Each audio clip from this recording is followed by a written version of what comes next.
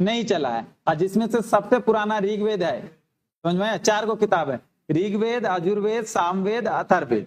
ये हिंदुओं का सबसे पुराना पुस्तक है, और इसी से जानकारी, ये चारों पुस्तकों से जानकारी हम लोग को इस समय का हो रहा है, इसीलिए इसका नाम ही रखा गया वैदिक काल। समझ में आया? इस चारों में से एक पहला का नाम जो ऋग्वेद है, उससे ज्यादा जानकारी हम लोग को ऋग्वेद का मिल रहा है, इसीलिए इधर वाला कहानी का नाम ऋग्वेदिक काल रखे हैं। क्या रखा गया है? ऋग्वेद।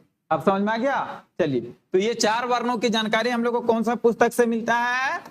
ऋग्वेद से। किससे मिलता है? ऋग्वेद के केवां मंडल से?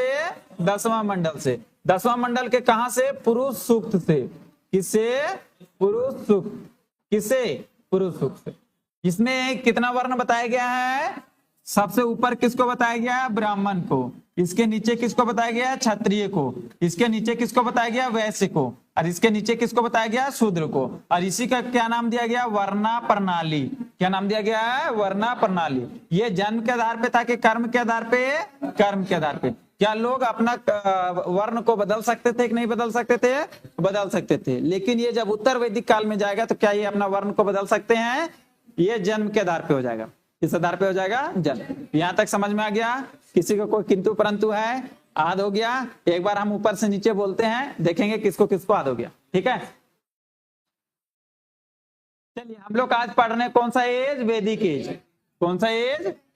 वैदिक एज में इसका नाम वैदिक एज इसलिए रखा गया क्योंकि इसकी अधिकतर जानकारी वेदों से मिली है। ये लोग मध्य एशिया से आए थे, इन लोग को आर्यन कहा गया है। ये भारत के सब सैंधव प्रदेश में बसे हुए थे। इन लोग संस्कृत बोलता था, जबकि भारत में जो लोग रहते थे उन लोग संस्कृत नहीं बोलते थे। उन लोग को अनार्य कहा गया। इन लोग कबीलाई और ग्रामीण जीवन जी रहा था, शहर नहीं बसाया था। वैदिक काल को हम लोग 2 भागों में बांट के पढ़ते हैं, ऋग वैदिक काल और उत्तर वैदिक काल। ऋग वैदिक काल का समय 1500 बीसी से लेकर के 1000 बीसी तक है, और वैदिक काल का समय 1000 बीसी से 600 बीसी तक है। ऋग वैदिक काल का नाम ऋग वैदिक काल इसलिए रखा गया क्योंकि इसकी अधिकतर जानकारी ऋग्वेद से मिलती है, इसीलिए इसका नाम ऋग वैदिक काल रखा गया। ऋग्वेद का रचना भी इसी समय में हुआ था। ये लोग कबीलाई लोग थे, और ऋग्वेद में जो सामाजिक संरचना था वो 4 भागों में बटा हुआ था, जिसको वर्णा प्रणाली कहा गया।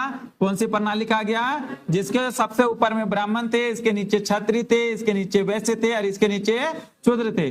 ब्राह्मण लोगों का काम पढ़ाने लिखाने का था, टैक्स लेने का काम नहीं था, पूजा पाठ कराने का काम था, दान लेने और दान देने का काम था। क्षत्रिय लोग सेना में जाते थे, लोगों को सुरक्षा देते थे, और वैसे लोग व्यापार, खेती और कृषि का कार्य करते थे, पशुपालन का काम करते थे, और शूद्र लोग ये तीनों वर्णों के यहाँ सेवा देते थे। ये चारों वर्णों की उत्पत्ति हम लोग को ऋग वैदिक काल की पुस्तक के 10वें मंडल से पुरुष सूक्त से